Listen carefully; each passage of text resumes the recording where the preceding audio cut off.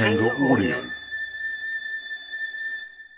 A quick thanks before we start the show. Filmmaking Confidential, the book, is now an Amazon.com and Audible.com bestseller. I just want to say thank you to all of you who ordered it and for your support. If you haven't yet picked it up and you want to learn my filmmaking secrets, Filmmaking Confidential is for you. It's available wherever books are sold in most countries around the world. Order by visiting Audible or Amazon. To find out more, check out filmmakingconfidential.com and stevebalderson.com. Thank you. I'm Steve Balderson, and you're listening to the Filmmaking Confidential podcast. In this podcast, we meet with filmmakers, writers, actors, artists, and other notables. Today's guest is poet and writer, publisher, Iris Berry. Iris Berry is the co-founder of Punk Hostage Press. She is the author and editor of several books and has a vast fan base for her unique voice and formidable writing style. She's a Los Angeles pop culture historian, actress, and musician. She's appeared in numerous films, TV commercials, documentaries, and iconic rock videos. In 2009, she received her second Certificate of Merit Award from the City of Los Angeles for her contribution as a Los Angeles writer and for her extensive charity work. Iris continues to champion and advocate for original voices. I grew up in a place called Pacoima. Pacoima was a lot of gangs, a lot of car clubs. So I had three older brothers, and they were all in gangs and car clubs. And our house was like, there was no parental supervision. So my brothers, and they looked like they all dressed alike, like Pendletons, Levi's cuffed and creased. You know, they looked like they walked out of an issue of Lowrider magazine, and they were all just so handsome. You know, like that James Dean kind of lowrider hybrid, because they were white. And so they turned our house into like a chop shop. There was a pool table in the garage, and there was just cars everywhere being chopped and lowered and tinted and glass packed, and, you know, in motorcycles. It was just total dude house. And it was a lot of fun as a kid. Like for me, I was like the only girl, and it was, like I said, no parental supervision. So there was no one saying you can't do this or you need to do that. And that was amazing for me as a creative person. And I didn't know it. Well, I don't even know what that meant, but I was a creative person. And so there was a lot of freedom for that, like a lot of freedom of the spirit. But at the same time, you can't help with all that kind of freedom. You can't be free and not lost at the same time. So I was a little lost, and I kind of didn't feel like I fit in, like, because I was creative. And so when my oldest brother now mind you, there was a lot of gang violence. And at 15, I saw my brother's best friend get stabbed in the heart and die. And, you know, we were just at a party, and he accidentally knocked over this biker's like a Hell's Angels motorcycle. And I just happened to be walking outside, and Robert Stockton accidentally knocked over this biker's motorcycle. And Mike, his brother, Stockton, walks up and he's like, "Hey, you guys, let's cool it before something stupid happens." And the biker pulled out a knife and stabbed Mike in the heart. And there was no one else around. I just happened to be standing there. Don't ask me why. I was 15, and, you know, they grabbed the biker, like all the guys in my brother's gang grabbed the biker, and they beat him beyond recognition under a streetlight. And I just kept running and running. And I found my boyfriend, who was a brother of one of my brother's friends. And I said, you know, Mike's dead. And he was like, "You're imagining this." I'm like, "No, I'm not." And so there was just that element that I knew that I didn't want to, like, my friends were growing up and going out with guys, you know, I just didn't see a future in this. And before any of that happened, my oldest brother, Marty, was in the Vietnam War, and he was stationed in Nuremberg, Germany. And he would send stuff home. Like he sent home like a recorder. Okay. This is 1968. Okay. And I was like 10, and he sent home like a recorder, and no one else. I just grabbed it and started, like, I would start interviewing people with it and making up these crazy fake shows like Let's Make a Crappy Deal, and I made everyone be characters. Like my mom, you're going to be Marilyn Monroe, and like everyone, I made everyone do Howard Cosell voices. And I also had a next door neighbor, I'll leave her name out, but she had like 9 personalities, and I used to protect her. Like I would walk her to school because people would make fun of her, and I used to just try to protect her. So I didn't really, I knew that she, had mental health issues. And when I had my tape recorder, I decided I was going to tape all her 9 personalities. Like I didn't see anything wrong with that. Like I was just interested.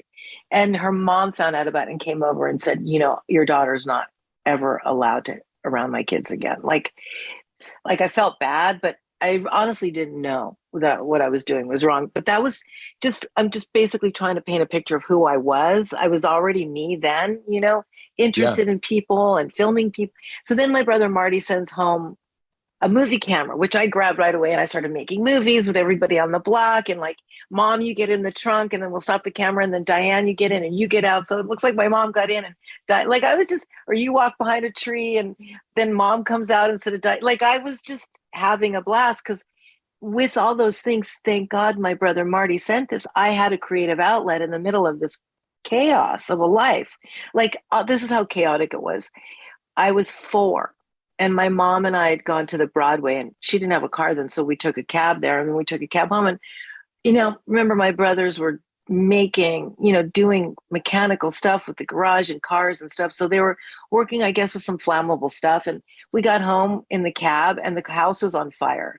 And my mom, being like the tough Brooklyn woman beauty that she was, she said to the cab driver, keep driving. Like, let's just get out of here. She was so over it, but she had she just, she'd keep driving.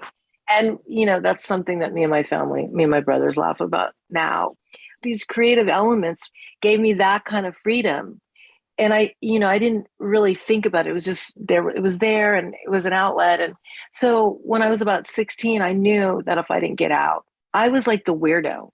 Everyone else was, I was drinking and getting high, but I also had other things that I wanted to do, other interests creatively, and that no one else there did. And I just knew that I needed to get out, and Hollywood was like right over the hill. And so when I was old enough, I just started taking the bus over the hill to Hollywood Boulevard, and it was amazing. Like I think I was like 15 the first time I did it, and there was trannies everywhere, and they took me under their wing, and I got to hang out with them. And we went up to Houdini's mansion, that was no longer there, but I just started meeting all these people. Then by the time I was 17, there was this biker bar down the street off of between Van Nuys Boulevard and Woodman, right off of Oxnard. It was called the Rock Corporation. I got a fake ID out of the Free Press, which was this paper that was a great paper. It was owned by Art Kunkin, which basically it helped end the Vietnam War. The Free Press was the first of its, independent newspaper. I got my fake ID, and I would go to the Rock Corporation, and I even got a job working there during the day. And it was owned by this, a biker, and the other silent partner his name was Benji Siegel, and he drove a Lincoln Town Car. And he, the word on the street was that he was Bugsy Siegel's illegitimate son. And he had a bullet hole scar in his head, which he had a speech impediment because he'd been shot in the head at some point. They all took me under their wing. I worked there in the office during the day, and then at night I used to hang out, and there was this little band that played every Saturday night called Van Halen, and they had a residency there. Yeah, they weren't famous at all.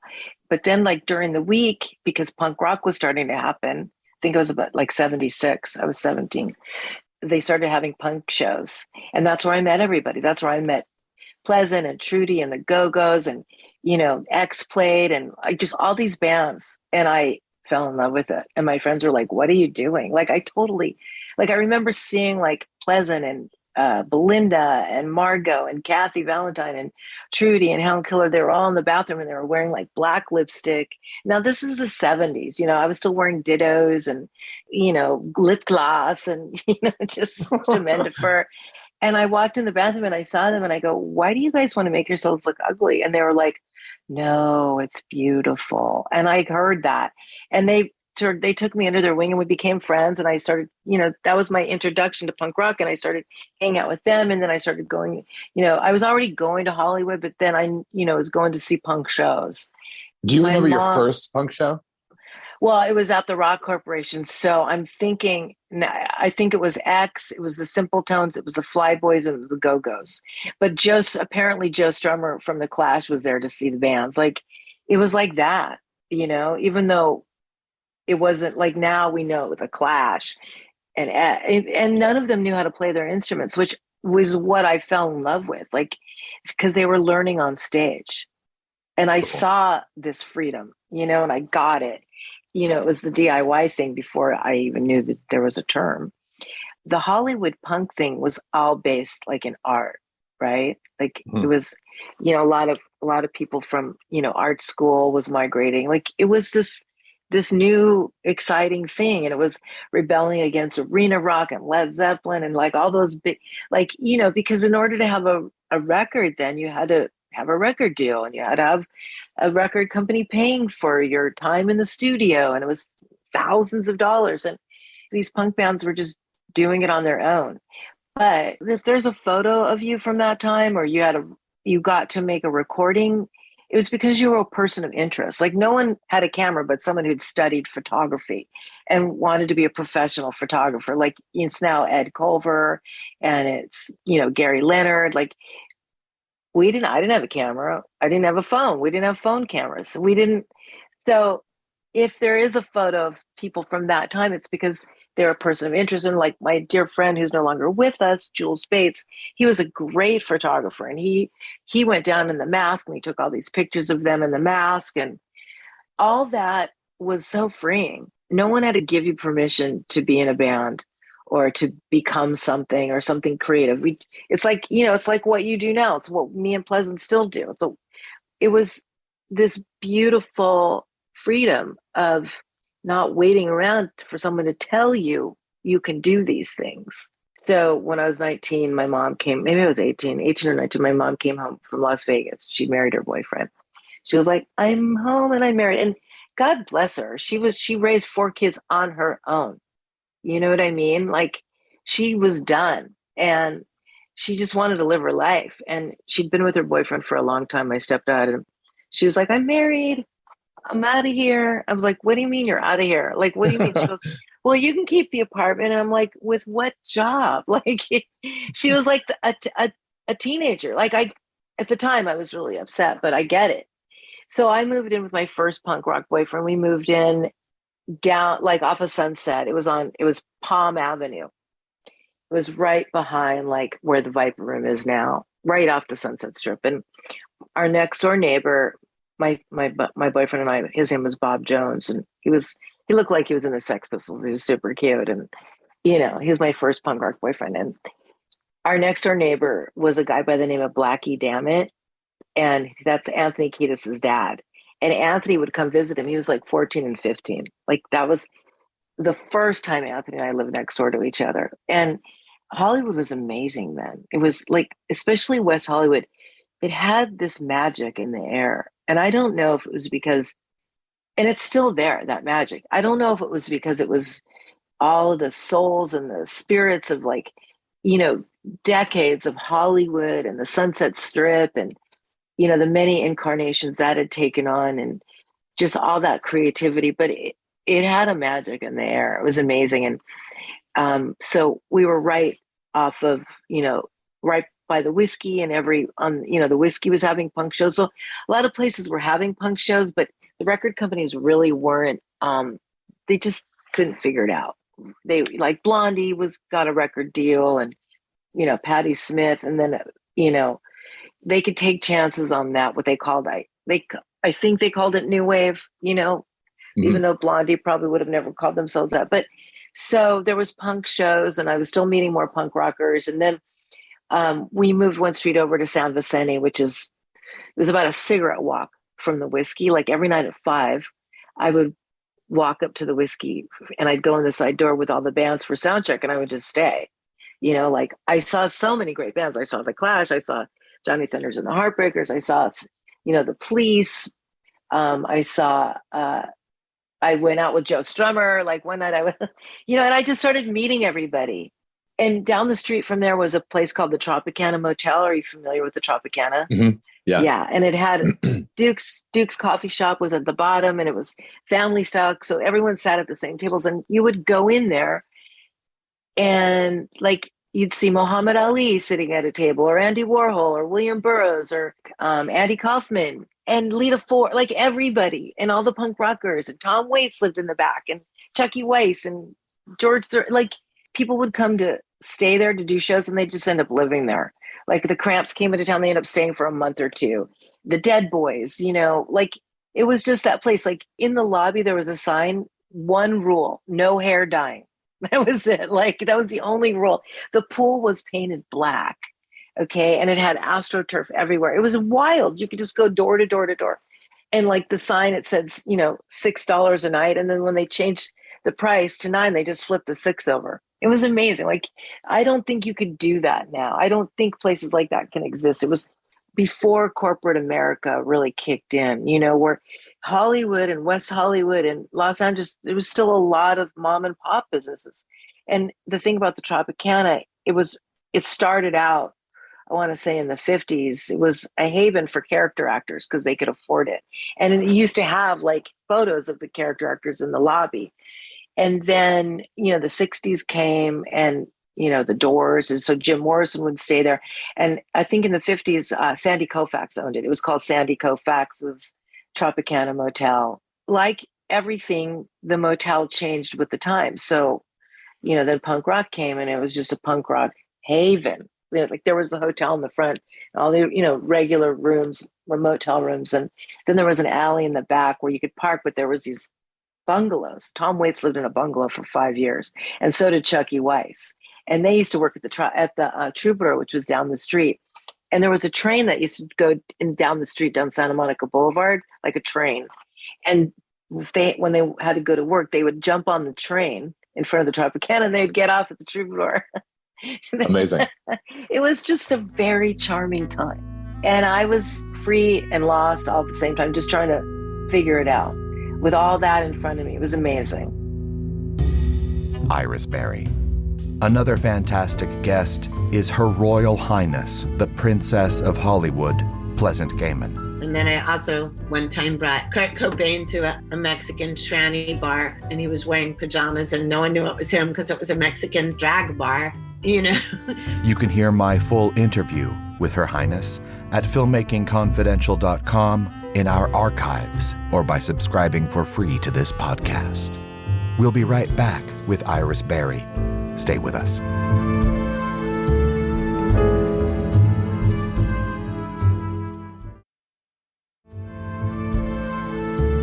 Now, back to our conversation with Iris Berry.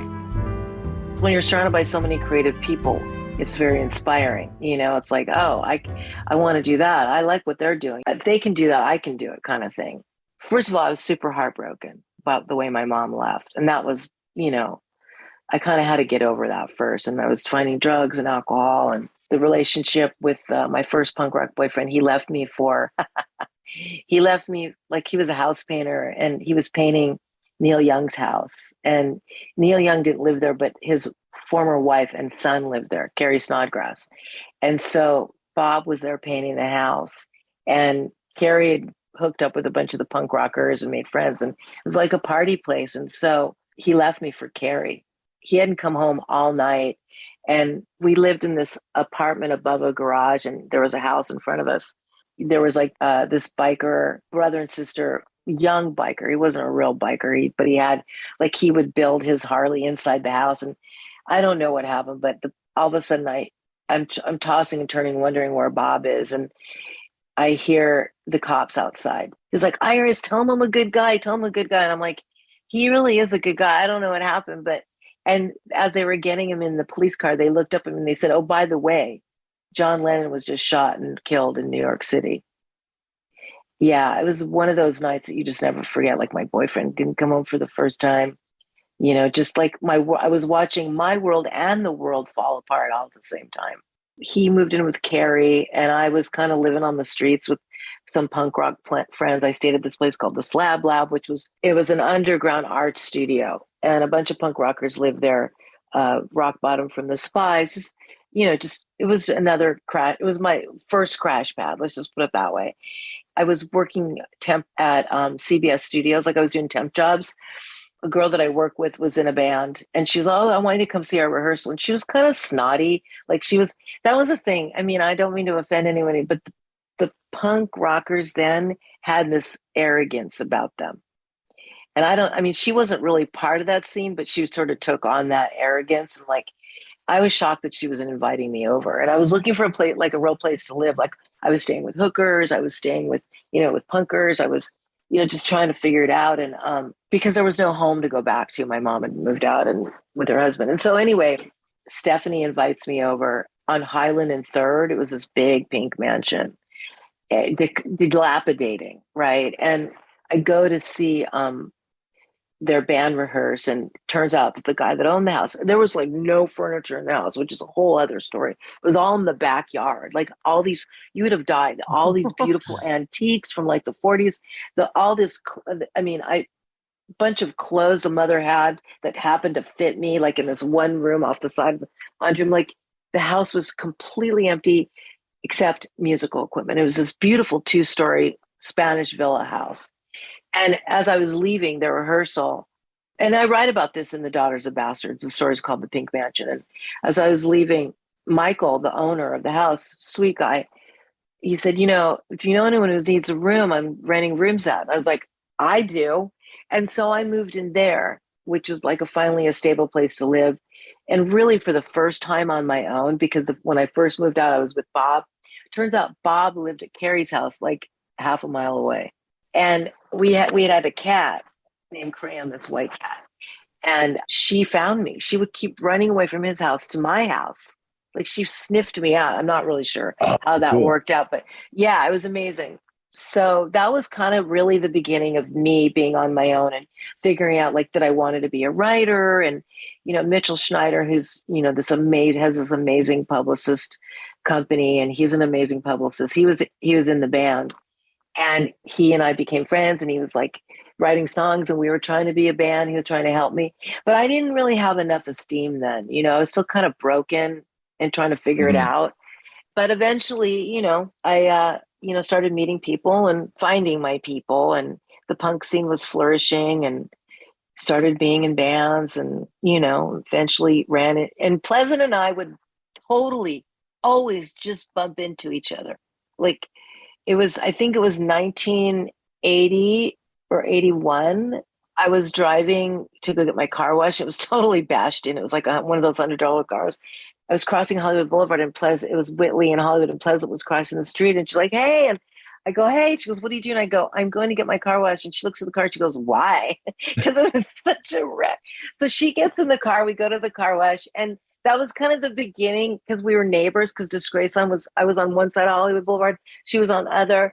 And so that was sort of the beginning of our friendship. And then I remember one day I was going to do this poetry reading. I was trying to, read my stuff out loud. And there was an open reading, and it was on Santa Monica Boulevard. And I was sort of walking in, and Pleasant just had me walking around the corner. I mean, no one really walked in LA, especially then, because it was just this spread out desert.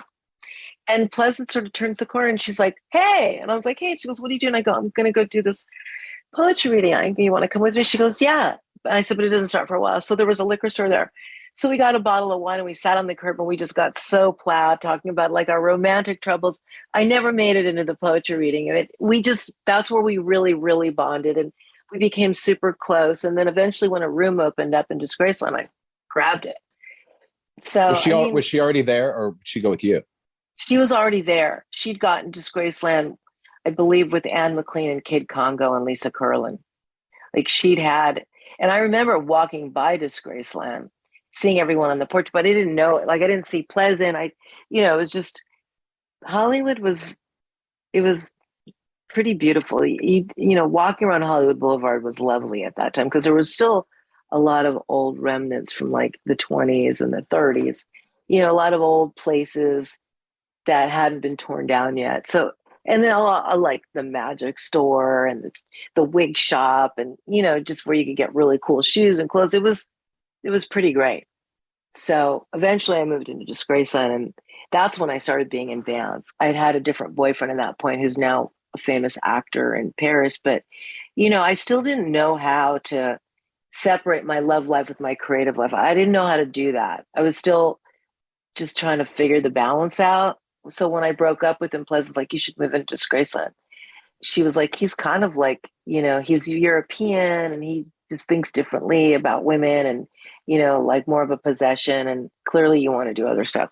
So I moved into Disgraceland, and that's really when I had a lot of freedom, and Pleasant and I were super close, and we were both creating together. We were writing and we were making these chapbooks. And then because from the chapbooks, someone saw some of our writing and wanted to put it to music, and everything was so organic. They put that to music, and then we became the Ringling Sisters, and I was already in the Lame Flames, and she'd already started, she was doing the Screaming Sirens, and they were touring, and the house was just a blast. Like people would come in to play shows, and they'd stay on our couch, and then they'd leave a month later, like it was, but it was a lot of fun. We'd wake up, roll out of bed, hungover, get rid of our hangover, write songs, go to rehearsal, do shows, come back, bring the club back with us, have parties.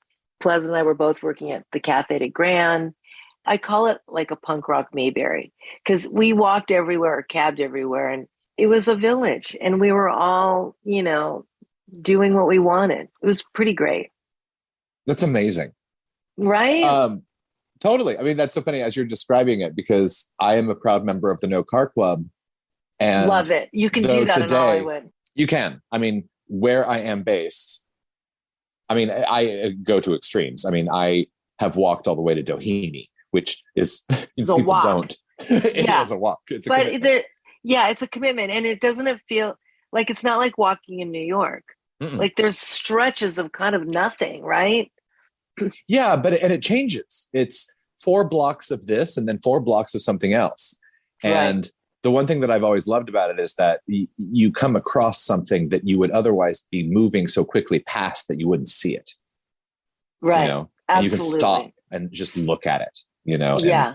And what is this place, Have you ever taken Hollywood Boulevard up to like Fairfax? Have you ever walked that? It's amazing, because it's like Hollywood Boulevard, and then it's residential, and it's apartments, and then it's these beautiful homes, right? Yeah. And then and then it takes you to the good part of Sunset, and because Sunset up until that point is kind of, just stretched out, not iconic. Yeah, I'm not a fan of Sunset walking until you get there, until you get past Fairfax. Yeah, right, exactly. There was this sex shop. There were sex shops everywhere, and it was called the Garden of Eden, and it was past, like, if from your house, if you go past, Grauman's Chinese Theater, it was past on the left, and me and my friend go in there, and we're 15, and it's got it's 2 stories, so you walk in, and there's all these fun sex toys, and then there's a staircase that goes upstairs to another level, probably XXXXX rated, but it's in the staircases in the store. And so me and my friend were just goofing around, and the sales guy, there was 2 sales, it was a woman and a man, and they both come up to us and go, "You're not going to believe this." And I was like, "We're like, what?" And like, Hugh Hefner's coming in with Barbie Benton. And we're like, "Oh my God," and this like kind of Lucy fascination. I love Lucy fascination. So in my kooky head, I go upstairs and I wait for them to come in, and I make this entrance down the stairs, like I don't know what's going on, but I'm just, walking down the stairs, and apparently it worked. And me and my friend were, and I forgot about it. But then the sales guy said, "Look," and it was a card from his manager. "They want to meet you." And I was like, okay. So I wasn't, the manager came up, I forget his name, but he introduced me to Hugh and Barbie, and they invited me to the mansion. Yeah. And I was just like, ugh. And I went home and told my mom, and she begged me to go. I was like, no way, Mom. Like, ew. So, but that was Hollywood then. Right. It was every cliche. It was real. Yeah. I want to talk about, on separate occasions, you as a writer. Okay. When did you know you had a voice? This is good. Thank you for reminding me. Well, like I said, I grew up in a crazy house, right? Like it was just, I was a latchkey kid in the middle of a circus, basically. Sometimes I had a babysitter. I love my babysitter, Lisa. She's still alive, and we still laugh about, just the crazy stuff. Like one night we were there, and, the Saturday night, my mom was out and we were eating, Ruffles, potato chips, and drinking Tab Cola. Like that was the thing. And my brothers, were doing their thing in their car clubs and their gangs. And all of a sudden we hear gunshots and guys running in the backyard. And like, we're down on the ground behind the couch, like gunshots. Like, and this was this like late 60s, early 70s. Like people didn't have guns then like they do now. But at the same time, it was kind of like the neighborhood. Like we didn't really blink, but it was just, part of the deal. But anyway, chaotic and fun, like pool guys playing pool. And all these guys were really cute, mind you. Like they were at least 5 years older than me and then older, but they were all really charismatic and cute and, like bad boys and all that. My mom would leave with my brothers and my brothers would leave me with them. And, they'd teach me how to play poker. Well, actually, my grandma taught me how to play poker, my Brooklyn grandma. And Amazing. She'd always win. She'd always take my money at poker. Yeah. Like my grandma, my mom's mom, she would always be like, Iris, never give a man money. And I'd be like, Grandma, I'm 7. Amazing. Really? Yeah, right. And, but they grew up they grew up in that time in Brooklyn, So at the age of 7, because again, no parental guidance. My brothers were all over the place and, picking on me, and dad's calling you, mom's calling you, just, because they hung out together. And I was so much younger than them. Like my oldest brother's 13 years older than me. The middle brother's 8 years older than me. And then my other brother, Don, is 5 years older. But there was a big gap, and they'd already been a family. I was part of a different era in our family, like the era where the parents weren't around. So they'd already bonded. But anyway, at the age of 7, when anytime something would go weird or my brothers would, okay, one more story defining that. When I was 5, my mom got me my first pair of metal skates, like real skates. And my brothers, they were kind of they were bullyish, and I think they were, upset about the divorce. And my youngest brother, when he was 5 years older than me, Don, he would come in my bedroom every day with one of my toys, and he would just go, see this, and he'd smash it and leave, like every day. And I'd go, I'd try to get my mom, but she was too busy trying to, like, no one was listening. And so you just had to fend for yourself. So I guess I had this, like, I'll show you. And because you had to be, when you're a girl with 3 older brothers, you have to be kind of tougher than them and a little bit more ruthless. And so, I mean, I didn't plan this, but so my mom gets me my skates. It's Sunday, kids are skateboarding. It's summer. My mom and my grandma are getting Chinese food. We eat Chinese food every Sunday. My brother, I had a knot in my skate. It was like my first day with him. And he comes up and he's like, do you want my help with that? And I go, no. And I picked up the skate and I threw it in his face and knocked his front tooth out. And so my mom came home and she thought the house was like, she thought somebody was dying. She said, what's going on in here? And so she took my skates away. She put them on the fridge. She's like, you can't have those for a month. I got those skates back in 2 hours. Like, I just worked her. I was like, no, I'm getting my skates. It was kind of just lawless there. So anyway, by the time I was 7, I would go, when something like that would go on, I'd go in my room and write. I'd write about it, but it wasn't like serious. It was just like, I'd write, a poem called My Mean Brothers, or, the TV set won't work, or like whatever, like, like it was a kid, it wasn't like I was writing my memoirs.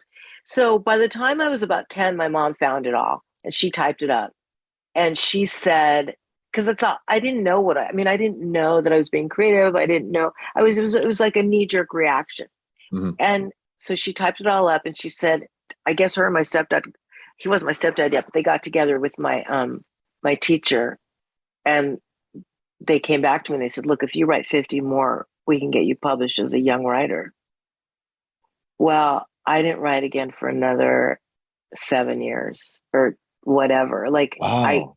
I was just like, no, this is mine. Like, I didn't, that, you know, like then I got like, I'm an art, you know, I didn't say I'm an artist, but it felt like such an infringement on something that was really mine, you know, and in a house like that, you don't have anything that was yours.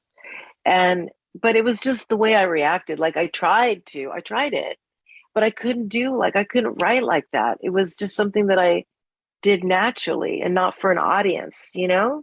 Mm-hmm. Like it was a big kind of this, it was just, it didn't go with my flow. Like I wasn't ready for that. I don't know that I ever was. I mean, I am now, but so I didn't write again until I moved out, and then I started writing again on my own. So that's where it began. My love interesting. for it. But you knew you had you found your voice, or was it It was a different voice. a different Matter voice? of fact, I did, because I was just rhyming. Right. And I knew I wasn't really satisfied with that. And I tried creative writing, and I didn't really I couldn't find my voice. And then when I was about 19, when I was living in West Hollywood, it was a really hot summer day and I just wanted some air conditioning. And there was the West Hollywood Library down the street. So I went over there and I just thought, when I get published as a writer, where are my books who am I going to be next to on the shelf? And I went into the poetry section, and I found this guy named Bukowski and this other guy named Baudelaire. And I checked their books out and I fell in love with, I read Bukowski, and it's like I learned that I didn't have to rhyme like he didn't. And then I read Baudelaire, and he's just amazing, Charles Baudelaire. And I mean, I never returned those books. I still have them. And I feel terrible about it. Like, I'm sure I owe thousands of dollars to the West Hollywood Library. But anyway, that's how I found my voice, was, cool. Through Bukowski and just other writers that I admired. And then a lot of writers, that I was around, like Pleasant was a great writer. She was already, she'd gone to schools, and she already had her voice. And together we wrote, we would inspire each other, and we both had the same sense of humor. And, and I started seeing Dave Alvin and I were in a relationship, and I'd kept this diary. It was just this, but it wasn't a diary. It was I'd cut pictures out, I'd put them in, and I'd write little poems. And Pleasant would just read it out loud to whoever at the house, because she was amused by it. And then Dave Alvin saw it, and they both were like, yeah, can you believe they're both. So Dave came out with a book, Nana Big Joe and the 4th of July. And he had a book release. And so he put me and Pleasant on, we opened for him at the Lafayette Club. Because of him, because of Pleasant, they pushed me out of my room, with my writing. And that's where it really began. When I started really, I felt like I'd found my voice at that point. Coming up, Iris reads from All That Shines Under the Hollywood Sign and tells us fun stories about Van Halen, Dave Lee Roth, and Prince. You'll want to hear this. Stay with us.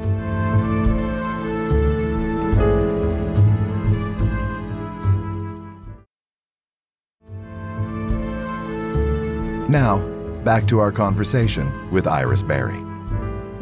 I'll read from All That Shines. Well, there's two. I mean, I have newer, but I have a great idea. Okay. All That Shines. Here we go. So I'm just going to read you the intro to All That Shines. Scott Eicher did the artwork. Yeah. He's amazing. And he did the cover. Okay, so standing directly in front of the Hollywood sign, I can feel its majestic pull. All 9 letters, each one 40 feet tall and 30 feet wide. Built in 1923. An 18-month ad campaign that's lasted 96 years and counting. It's taken on a life of its own, promising many things to many people. All I've ever wanted from it is to just sit there and look good, and it's never let me down. Okay. And then I will read Thank You, Henry Mancini. Is that okay? Okay. I love this one. I mean, and just so you know, and this pretty much explains my relationship with writing. It was, it was early 2000s, and I was sometimes, I'm prone to depression, and creativity has always pulled me out of it. Like creativity for me now, prone to depression, I shouldn't say that, but I've had it in various points in my life. And as a matter of fact, this was the early 2000s, and I was in such a deep, it was like a week long, maybe 2 weeks. And it was like a flu, like an emotional flu. I couldn't get out of it. And I didn't have it again like that since I did this, which was, a few months back in November. And that's why I did it, because I'd remembered this. So the story of this, the Henry Mancini, my friend and I were doing, what is it, AOL Messenger. This is, you dial up, and we would just, he was in Oklahoma. And we were just, his old friend from Hollywood, and he sends me this instant message that says, so what's your top 10 CDs that you're listening to? And I was like, shit, I haven't listened to anything. I feel totally embarrassed. So I walked over to the CD player again, showing me the time period. And I just grabbed the first thing that was on top and I put it in. It was Henry Mancini's Shadow of Your Smile. And the first few notes were so beautiful. It just lifted my depression, I swear. And I just stood there and went, thank you, Henry Mancini. And I just thought, I need to write him a thank you letter. And that's what this is. Oh, great. Yeah. But so that is the perfect antidote to, and even my doctor growing up, he would, my general practitioner who was like 90, I'd go in with a cold and he'd go, Iris, are you writing? And I'd be, no, I'm not. And he's like, that's why you're sick. Wow. How cool is that? Yeah. All right. Thank you, Henry Mancini. Thank you, Henry Mancini, for all the neon boulevards and all the city streets of all the cities, and the jazz and the poetry of the downtowns and the uptowns. For Sunset Boulevard in the rain, Hollywood Boulevard at twilight, and Wilshire Boulevard at dawn. For the Pacific Coast Highway, Union Station, and the view from Mulholland Drive, both sides, the San Fernando Valley and Los Angeles. For jazz gliding its way down translucent highways at 1 a.m. through the steam of car headlights in the pouring rain. For making me feel clean when I was dirty, and for the fantasy that my life was somehow better than it was. And for the romance when there wasn't any. For crazy but surprisingly smooth hungover mornings when an all-nighter should have been painful. Thank you for the lengthy warm Santa Ana summer afternoons, overlooking a city from a dingy apartment with only the view and you to save me. Thank you, Henry Mancini, for those ephemeral evenings draped across Hollywood at midnight, like a ghost town, timeless, glamorous, and still. For the exquisite and the calm, and for the clean and regal lift of elegance onto a stairway of stars, leading to a luxurious and illustrious world where nothing earthly can touch me. Thank you. It's so beautiful. Thank you. I love that. Thank you. Out of great pain, right? I think that's kind of it doesn't have to be. Obviously, I create a lot just because I'm inspired, but I believe also it's healing. It has real healing powers. Yeah. Creativity. Instead of just surviving, these great, whatever, these obstacles, these hard times or these life lessons, to not just survive, but to thrive through them, to create, have them and be better for them, learn from them and do something, that's forever, something good. Right. Yeah. Love that. When did you start Punk Hostage Press? What gave you the idea to start publishing other writers and, not have to worry about a place where you could have your own voice out there? Thank you for asking. Okay, so my partner, who Razor, Andrew Martin's honor. He he's kind of like a brother, like we're in Hollywood all at the same time, you know. Our lives just paralleled. Like when I was living at Disgraceland, he was living at the Garden Courts Apartments, which was an old like building on Hollywood Boulevard that became, you know, a crazy crash pad for, you know, homeless punkers. We have in 2006, our friend Bucky Sinister, Andrew was moving here from San Francisco. He's like, you've got to hook up with Iris and Pleasant and S.A. Griffin, you know, because Razor's a phenomenal writer. There's a great story behind. I mean, we'd already met, but we didn't know. I'll get to that in a second. But so we met at Canner's, and there was just instant chemistry, just as friends, like creative friends. Yeah. Instant chemistry. He was writing this book, Better Than a Gun and a Knife Fight, and he wanted me to edit it. And I was like, yeah, I'd love to. I love your writing. And I was working on The Daughters of Bastards. Didn't know what I was going to do with it. But he knew what he wanted to do with his. And I don't know if you're familiar with Luis Rodriguez. Luis is incredible. He's written so many books. He's a very talented writer. He talk about thriving through, you know, huge life obstacles. I think he's also from Pacoima, which is where I'm from, and he's created Tia Chicha Press, and there's a cultural center that was in Pacoima, and now it's in Sylmar.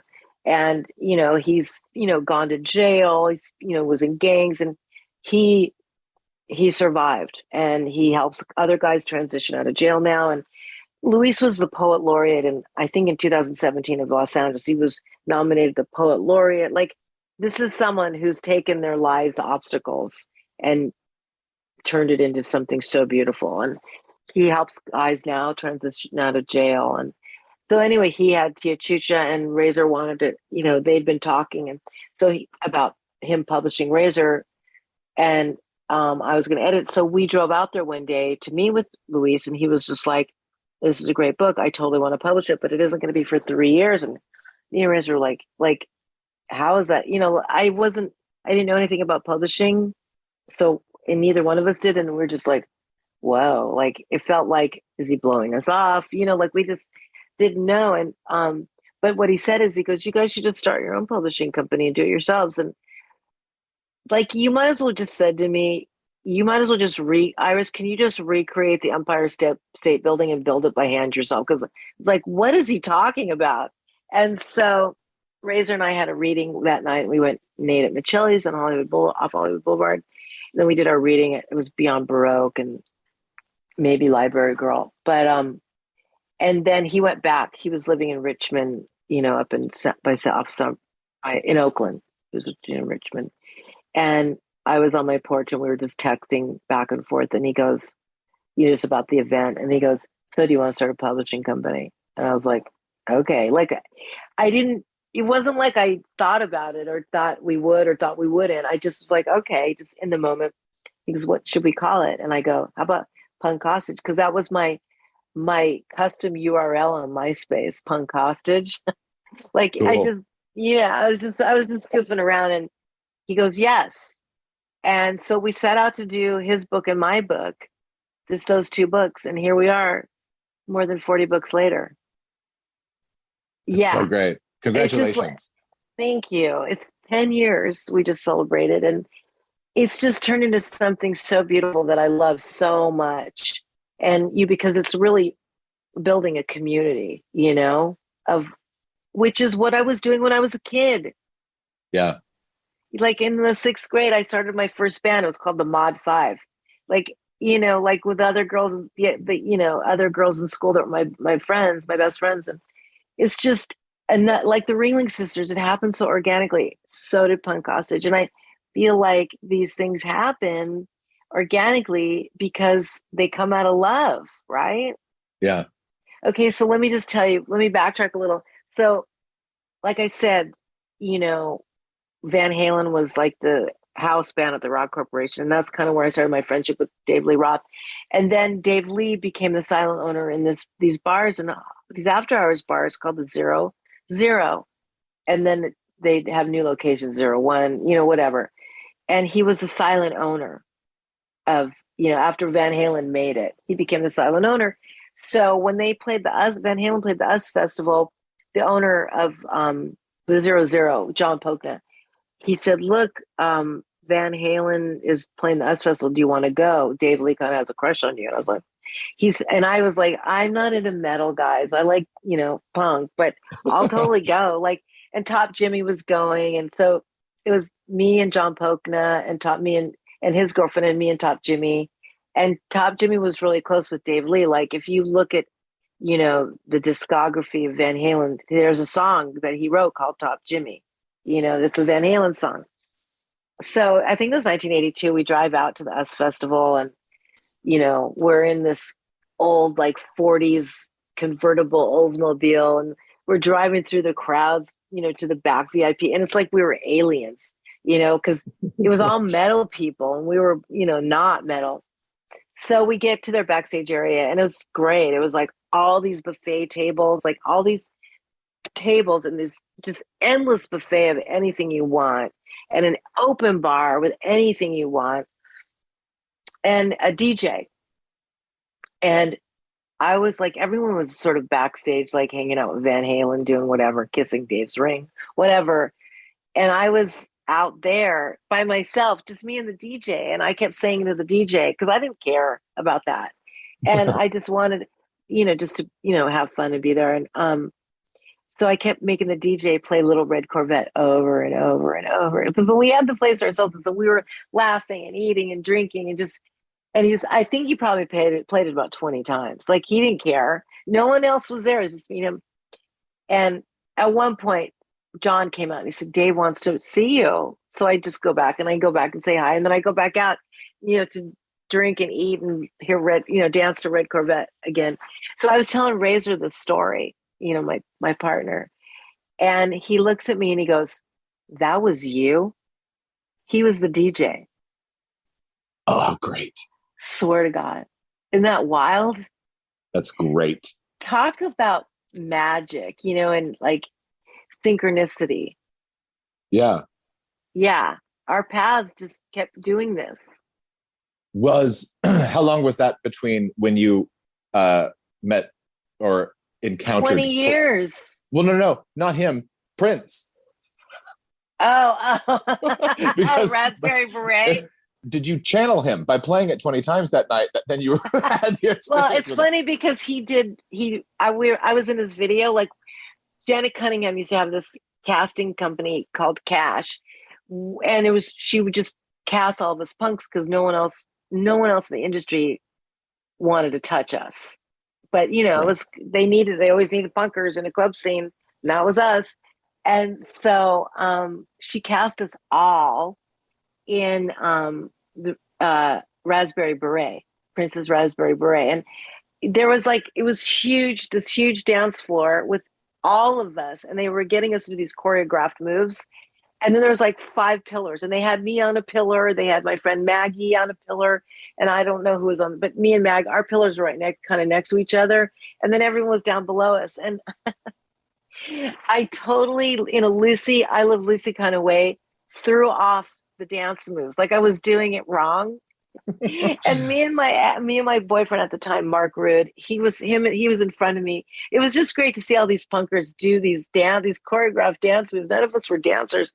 And, everyone was so rebellious, and yet there they were doing these dance moves. It was hysterical.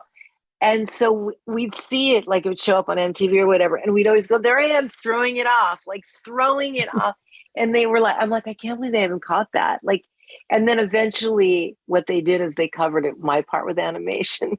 Oh, they finally caught it. Yeah. Yeah. So amazing. That was my experience. And I was sitting there on a break, smoking a cigarette. And I was sort of looking down, and all of a sudden I see these white, Cuban heel boots. They were blue sky with white clouds on them. And then I look and I see the pants match the boots. And then I look straight ahead and I see nothing. And then I look down and it's Prince. And we were told not to look in his eyes. He didn't like us looking in his eyes. I get it, I guess. I don't know. He didn't want anyone making eye contact. They were saying, don't make eye contact. And I accidentally made eye contact with him, and I looked away, but he was tinier than me. Yeah. And I'm 5'2". Well, I was in heels, so probably 5'6" or something like that. But that was 82, that was 86. So 4 years later. Amazing. Yeah.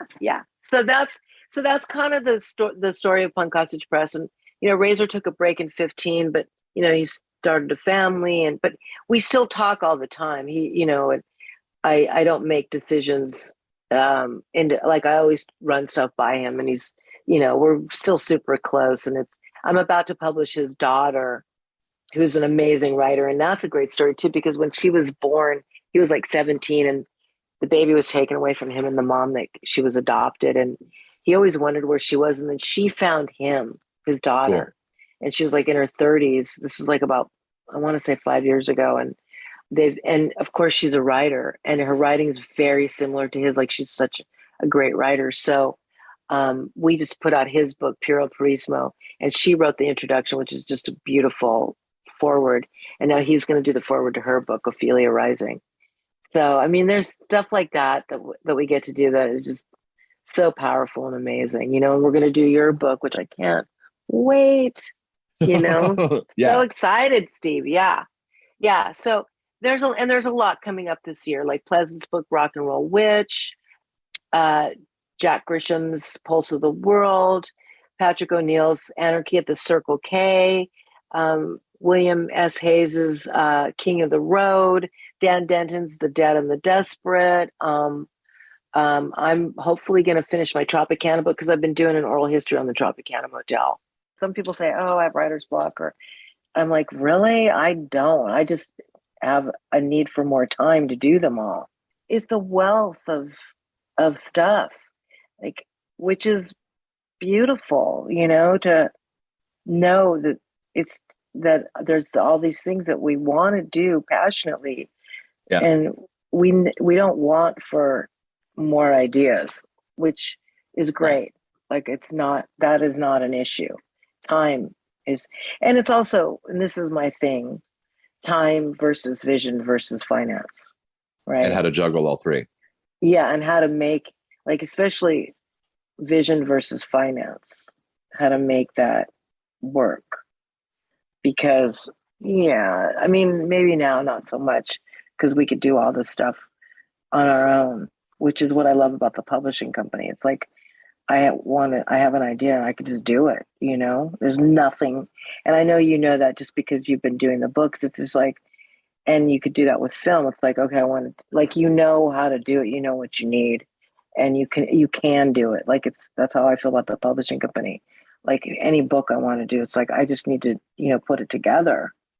Right. I don't need anyone else, which is such a great feeling. I mean, I love the relationships, the creative relationships, but I could completely do it all by myself now.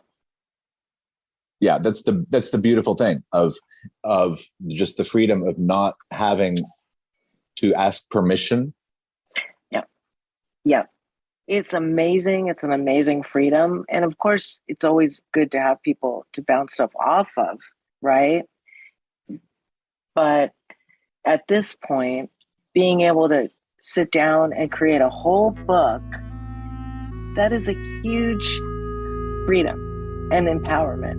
Mm-hmm. I love it. Publisher, poet, muse, Iris Berry. You can get All That Shines Under the Hollywood Sign by Iris Berry anywhere books are sold. Tune in next time for more Filmmaking Confidential.